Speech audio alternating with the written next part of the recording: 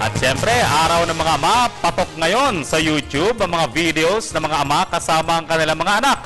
Bukod sa nakakaaliw panoorin, mapupulutan din ito ng aral na tanging ang mga tatay lang ang makakapagbigay.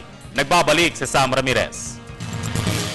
Ika nila, maswerte na ang mabiyayaan na mapag-alaga at mapagmahal na ama.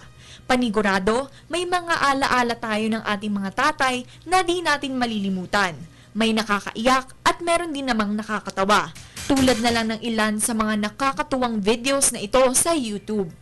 Gaya nitong isang batang babae na mahigpit ang kapit, wag lang mawalay sa kanyang ama. I will really miss you. Heto pa ang isang baby na ginigising ang kanyang ama.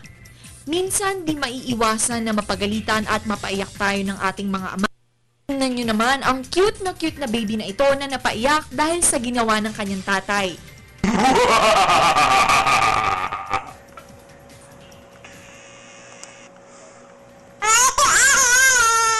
Ngunit ano pa man ang mangyari, mahal tayo ng ating mga ama at gagawin nila ang lahat upang maging komportable tayo sa ating buhay.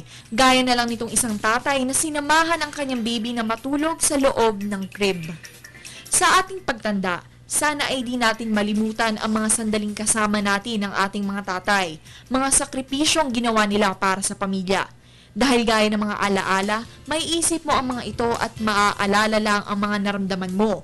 Ngunit kahit kailanman ay di mo na ito maibabalik. Ang tanging magagawa mo na lang ay lumikha ng mga bagong alaala na kasama ang iyong ama. Happy Father's Day po sa lahat ng mga tatay sa buong mundo. Naguulat para sa Telebisyon ng Bayan, Sam Ramirez.